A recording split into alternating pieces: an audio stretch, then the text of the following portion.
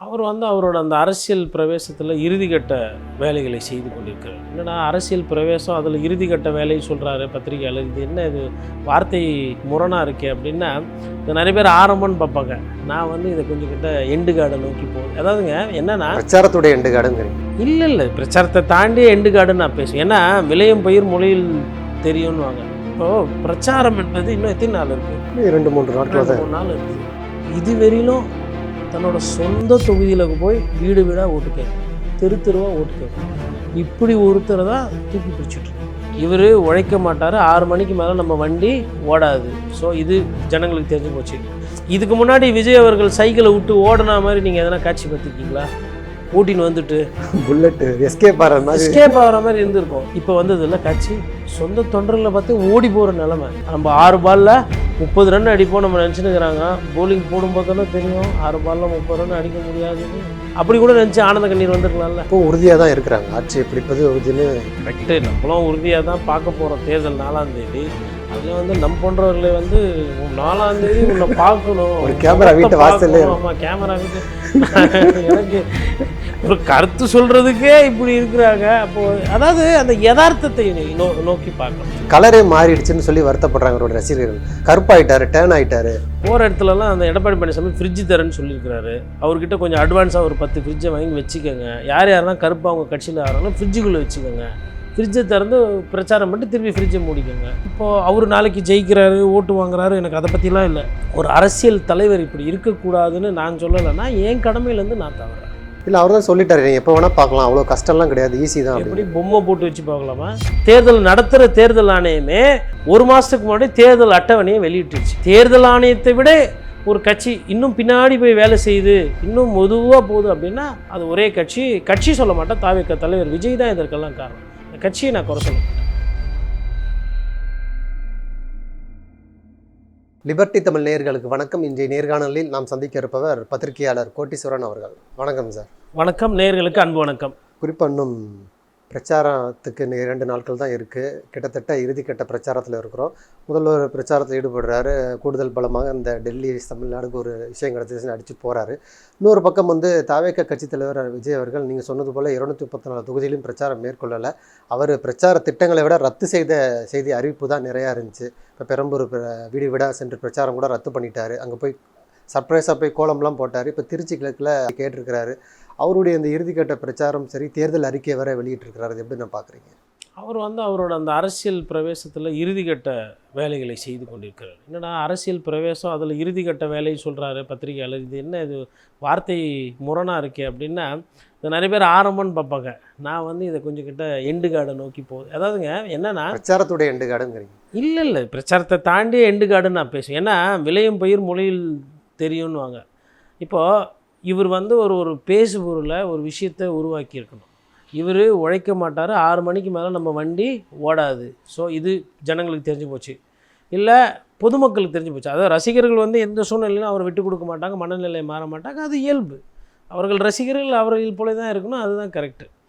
அப்போது இவரோட இன்கெப்பாசிட்டினஸ் இருக்கு இல்லையா, இவரோட லேசினஸ் இல்லை, இவரோட அந்த மக்கள் பங்களிப்பில் இவர் ஆற்றக்கூடிய அந்த சர்வீஸ், அதாவது அவரோட நேரம் ஒதுக்குறது, மக்களோட எவ்வளோ பழகிறாரு அப்படின்றதெல்லாம் இந்த ஒரு 2 மாதத்தில் அதாவது நடுநிலையாளர்கள், நல்லது சிந்திக்கிறவங்க, அரசியல் முதிர்வு தெரிந்தவர்கள், அரசியல் எப்படி பண்ணணும்னு புரிந்தவர்கள், அவங்க வந்து இந்த நேரம் இடம் போட்டிருப்பாங்க. அதை என்ன இடம் போட்டிருப்பாங்கன்னா, இவர் வந்து டெய்லியெல்லாம் அரசியலுக்கு பண்ண முடியாது, இவரோட உடம்பு வந்து ஒத்துழைக்காது. இப்போ சினிமாவில் வந்து நீங்கள் ஒரு நாளைக்கு 2 நாள் நடிச்சுட்டு 4 நாள் 5 நாள் நீங்கள் ரெஸ்ட் எடுக்கலாம், ஷூட் வந்து கேன்சல் பண்ணலாம். ஹீரோவோட கால் ஷீட் என்றைக்கு கொடுக்குறாரோ எல்லாரும் அன்றைக்கி வந்து வெயிட் பண்ணி பண்ணுவாங்க. ஒரு வண்டு கச்சா கூட 2 நாள் லீவ் எடுக்கலாம். இங்கே அரசியலில் வந்து உங்களுக்கு வந்து காலே ஃப்ராக்சர் ஆச்சுனாலும் கட்டு போட்டுக்கின்னு வீல் சேரில் உட்காந்து பிரச்சாரம் பண்ணோம். மம்தா பானர்ஜி பார்த்துருப்பீங்க. இந்த வன்னி அரசு இப்போ முகவரி பிரச்சாரம் பண்ணுறாரு. அவ்வளோதான். வன்னி அரசு இப்போ பிரச்சாரம் பண்ணுறாரு மம்தா பானர்ஜி. அதே மாதிரி இப்போது வானதி ஸ்ரீனிவாசன் டீஹைட்ரேஷன் ஆகி போய்ட்டு ஹாஸ்பிட்டலில் அட்மிட் ஆகியிருந்தாங்க. வேறு கட்சி இருந்தாலும் அரசியல்வாதின்ற அந்த ப்ரீடு இருக்குல்ல, அது வந்து அதிகமாக உழைக்கணும். இஷ்டத்துக்கு ஃபோன் வரும், கண்ட நேரத்தில் கண்ட உதவி கேட்பாங்க, பாதி நேரம் செய்ய முடியும், பாதி நேரம் தலையிட முடியாது. இதெல்லாம் வந்து அரசியல்ன்றது ஒரு சிலுவையை சுமக்கிற மாதிரி முள்கிரீடத்தோட. அது ஊர் பாவம், ஊராமுட்டு பஞ்சாயத்து, நல்லது கெட்டது, மோசமானது, தீயது, நல்லது கம்மியாகவும் அதிகமாக மோசமாக இருக்கிறது தான் இன்றைக்கி அரசியல் தன்மை. அந்த அந்த சிலுவையை சுமக்கிறதுலாம் ரொம்ப சுலபம் கிடையாது. விஜய் அவர்கள் என்னமோ நினச்சிருப்பார், என்னங்க இவங்க இப்போ இந்த கஷ்டத்தை விஜய் வந்து போட்டிருந்தா 3 படம் நடிச்சிருக்கலாம், இன்னும் டான்ஸ் நல்லா பண்ணியிருக்கலாம், சாங்கு ஃபைட்டு. ஏன்னா அங்கே எல்லாமே கண்ட்ரோல்டு சிஸ்டம், இங்கே எல்லாமே அன்கண்ட்ரோல் சிஸ்டம். இதுக்கு முன்னாடி விஜய் அவர்கள் சைக்கிளை விட்டு ஓடினா மாதிரி நீங்கள் எதனா காட்சி பார்த்துருக்கீங்களா? ஓட்டின்னு வந்துட்டு புல்லட்டு எஸ்கேப் ஆகிற மாதிரி இருந்திருக்கும். திருப்பி ஓடி போகிற சொந்த விஜய் சார் இது வேறெல்லாம் யாருன்னா பார்த்து ஓடி போய் பார்த்துருக்கீங்களா? இப்போ வந்தது இல்லை காட்சி, சொந்த தொண்டர்களை பார்த்து ஓடி போகிற நிலமை. அப்புறம் ஆனந்த கண்ணீரில் அழுகுற மாதிரி காட்சிகள்.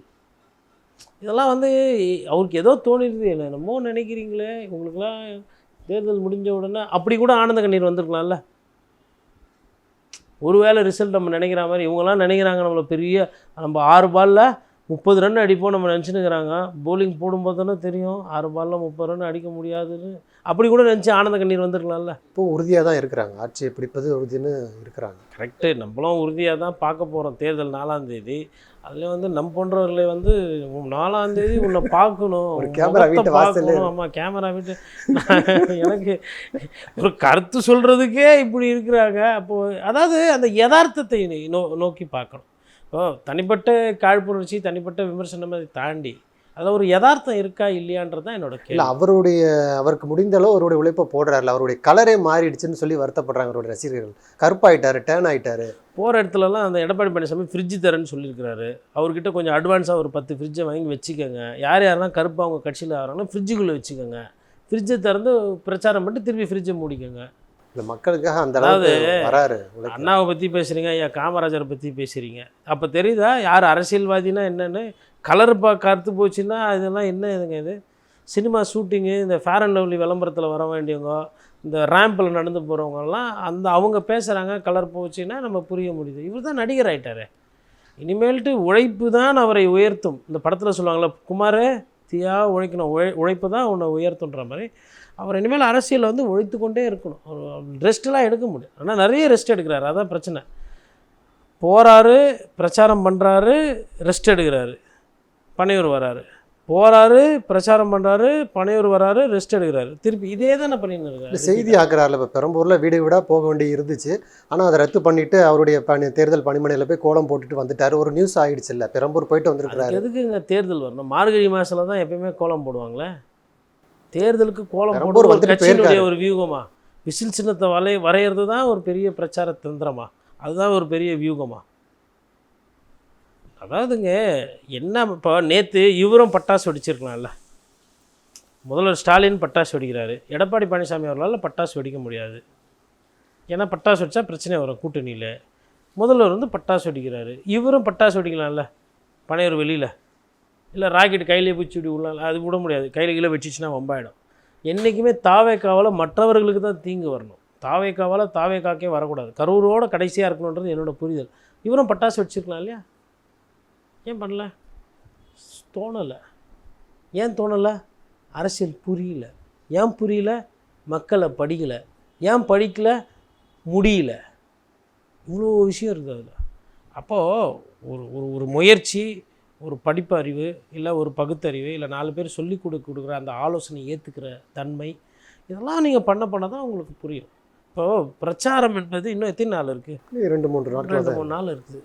இது வரையிலும் தன்னோட சொந்த தொகுதியில் போய் வீடு வீடாக ஓட்டு கேட்கல, தெருவாக ஓட்டு கேட்கல. இப்படி ஒருத்தரை தான் தூக்கி பிடிச்சிட்ருக்கீங்க. இப்போது அவர் நாளைக்கு ஜெயிக்கிறாரு, ஓட்டு வாங்குறாரு, எனக்கு அதை பற்றிலாம் இல்லை. ஒரு அரசியல் தலைவர் இப்படி இருக்கக்கூடாதுன்னு நான் சொல்லலைன்னா என் கடமையிலேருந்து நான் தவறேன். இல்லை, அவர் தான் சொல்லிட்டாரு, நீங்கள் எப்போ வேணால் பார்க்கலாம், அவ்வளோ கஷ்டம்லாம் கிடையாது, ஈஸி தான். எப்படி பொம்மை போட்டு வச்சு பார்க்கலாமா?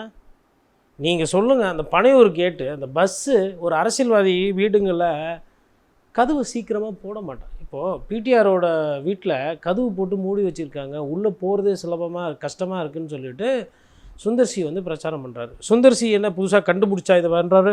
இல்லை அவங்க வீட்டு கேட்டை வந்து சுந்தர்சி போய் அளந்து பார்த்தாரா? எதுக்கு சொல்கிறாருன்னா, பிடிஆருக்குன்னு ஒரு நல்ல பேர் இருக்குது. பிடிஆர் வந்து ஒரு அரசியலில் ஒரு பேர் எடுத்தவர், அரசியல் பாரம்பரியம், அவங்க குடும்பத்தில் நிறைய விஷயம் நல்ல காரியம் செஞ்சுருக்கிறாங்க, அதெல்லாம் இருக்குது.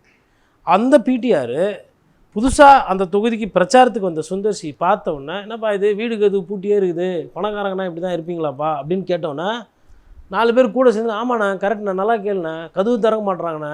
அதாவது மக்களுக்கு போய் அவரை பார்க்கணும். பார்க்குறதுல நடுவில் குறுக்கில் ஆள் இருக்கிறாங்க, செக்யூரிட்டி எழுதி வச்சுட்டு போ, இதெல்லாம் வந்து மக்களுக்கு பிடிக்காது. பிடிஆருக்கே இது நடக்குதுன்னா விஜய் சாருக்கு இது எவ்வளோ நடக்கும்? எவ்வளோ பேர் வருவாங்க? அவராச்சும் எப்பயோச்சும் 2 வாட்சி கட்டின்னு வந்து பேசுகிறாரு, போகிறாரு, பத்திரிகையாளர் சந்திக்கிற மக்களை பார்க்குறாரு, ஏர்போர்ட்டில் பார்க்கலாம், எதனா பார்க்கலாம். இவரை பார்க்கவே முடியாது. அப்போது இவர் எவ்வளோ விமர்சனத்துக்கு ஆளாவார் விஜய் சார்? விஜய் சார் எப்படி விடுவாங்க? அதை மறைக்கிறதுக்கு தான் அவர் சொல்கிறார், நீங்கள் என்னை எப்போ வேணால் பார்க்கலாம். இது எங்கே ஐயோ நம்ம ஒரு நரேட்டிவ் செட் பண்ணால் இவங்க உண்மையை சொல்லிடுவாங்க போல, இந்த நரேட்டிவ் செட் ஆகிடுச்சுன்னா நம்ம அரசியல் வாழ்க்கையே போயிடுமே அப்படின்றதுனால தான் அதை மாற்றுறதுக்கு அவர் என்ன பண்ணுறாருன்னா, நீங்கள் எப்போ வேணால் என்னை சந்திக்கலான்னு உண்மைக்கு புறம்பான ஒரு செய்தியை பரப்புகிறார். கண்டெஸ்ட் பண்ணுற 2 தொகுதியில் திருச்சியில் இன்னும் அந்த பக்கமே போகல, 2வது வாட்டி அந்த பக்கமே போகல. இப்போ அனுமதி கேட்டிருக்கிறாங்களே திருச்சி. அதாவது 2 நாளைக்கு முன்னாடி அனுமதி கேட்பீங்க இல்லையா? அதுதான் உங்களோட இது. இப்போ கொளத்தூருக்கு எத்தனை வாட்டி போயிருப்பார் முதல்வர் ஸ்டாலின் இவ்வளோ நாளில்? சரி, தேர்தல் அறிவித்து போகிறாரா? சொந்த தொகுதி போய் பார்க்குறாரு, வராரு. உதயநிதி ஸ்டாலின் தொகுதிக்கு போகிறாரா, வராரா? எடப்பாடி பழனிசாமி கடைசி நேரத்தில் எங்கே போயிட்டார்? அவர் தொகுதிக்கிட்ட போயிட்டாரா? சேலத்துக்கிட்ட, சேலம் பக்கம் சங்ககிரி, ஓமலூர், இந்த சைடு வந்து எடப்பாடி சுற்றி சுற்றி வராரா இந்த மாவட்டத்தில் அந்த தொகுதியை? எதுக்கு இவங்கெல்லாம் இதை பண்ணுறாங்க? எதுக்கு முதல்வர் வந்து திருப்பி, அதாவது எப்படின்னா போய் எல்லா இடத்துலையும் மற்ற கட்சிக்காரங்களுக்கும் கூட்டணி கட்சிக்காரங்களும், இவர் கூட்டணி கட்சிக்கெலாம் எதுவும் கிடையாது, எல்லாம் சொந்த கட்சி தான். தாவேக்கலை போய் கூட்டணி கட்சிக்கு திமுக அதிமுக இருக்க நெருக்கடி என்னென்னா 214 தொகுதி சுற்றி வரணும். இவர் அப்படி சுற்றி வந்த மாதிரி தெரியல. இவர் போனதெல்லாம் மண்டல வாரியம், அதுலேயும் பாதி கேன்சலு. கடலூருக்கு ஹெலிகாப்டரில் போகிறாராம் சார். சார் ரோடு வழியாக போனால் தான் சார் ஏழை வீடு குடிச்செல்லாம் தெரியும், ட்ரெஸ் எல்லாம் எப்படி போட்டிருக்காங்க தெரியும், கந்த துணி கட்டியிருப்பாங்க தெரியும், லுங்கி பழைய லுங்கி இருக்கும், பழைய வேட்டி இருக்கும், மக்கள் என்ன நிலைமையில் இருக்காங்கன்னு தெரியும். நீங்கள் பண்ருட்டி போனீங்கன்னா தான் தெரியும் என்ன எங்கே பலா வந்து இருக்குது, எங்கே முந்திரி இருக்குது. முந்திரி வியாபாரம் பெருசாச்சே, முந்திரி பருப்பு விலை கூட இருக்கே. அப்போ முந்திரி விவசாயி செல்வாக்காக இருக்கணுமே, அந்த விவசாயி கூலி நல்லா இருக்கணுமேன்னு பார்த்தா இல்லையே.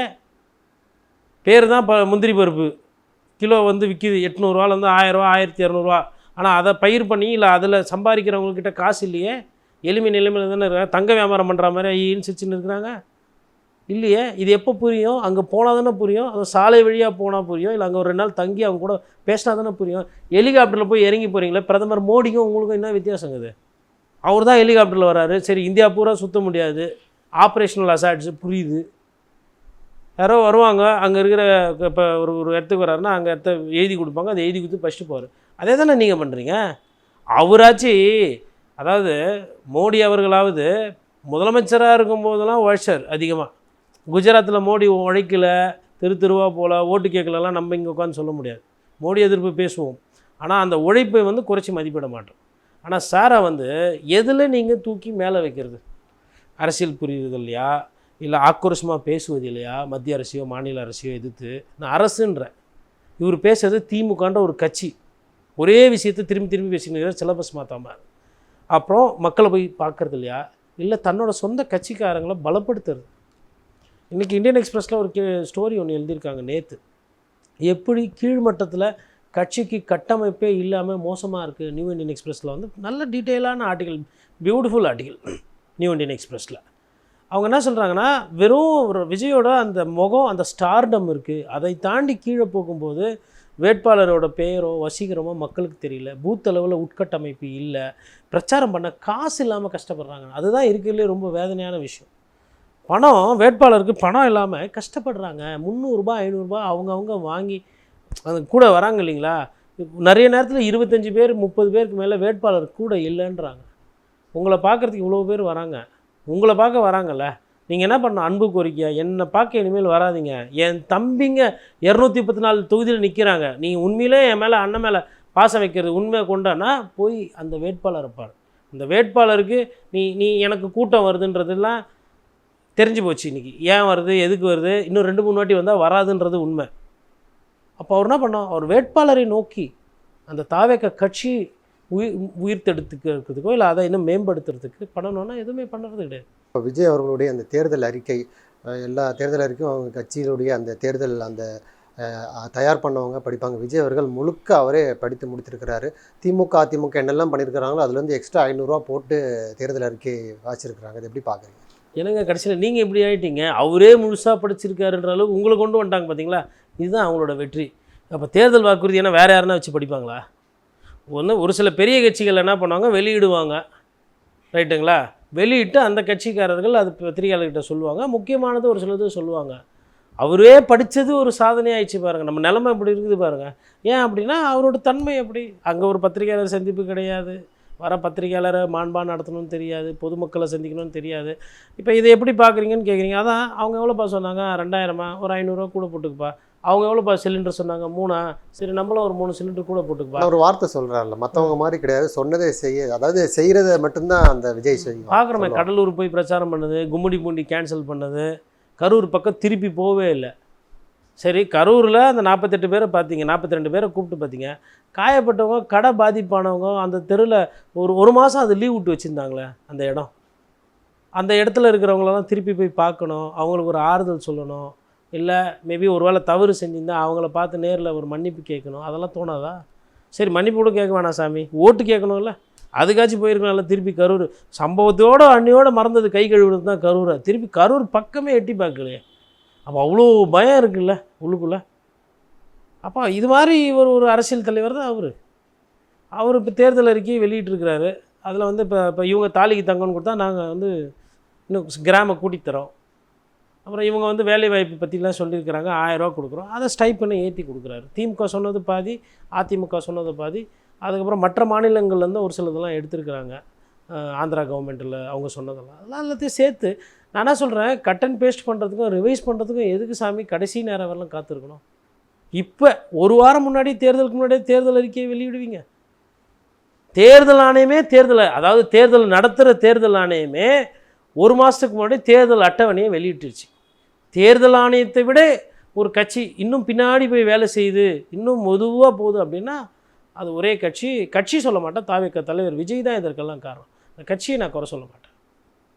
தலைவர் எவ்வழியோ தொண்டர்கள் அவ்வழி. தலைமை தான் முடிவு பண்ணும் அந்த கட்சி எப்படி இருக்கணும் இயக்கணும்னு. ஆனால் இந்த தேர்தல் வாக்குறுதி வந்து ஆல்ரெடி அதிமுக தேர்தல் வாக்குறுதி ஏன்னா 10,000 ரூபா இருக்குது அதில். அதுக்கப்புறம் சிலிண்ட்ரு, கேஸ், இது பேர் என்னது, ஃப்ரிட்ஜெல்லாம் இருக்குது. அதனால் அது வந்து ஆல்ரெடி நிறைய ரீச் ஆகிருக்கு. அப்புறம் திமுக அப்புறமா வெளியிட்டாங்க, அது ரீச் ஆகிருக்கு. இவர் 3வது தான் வெளியிட்டிருக்காரு.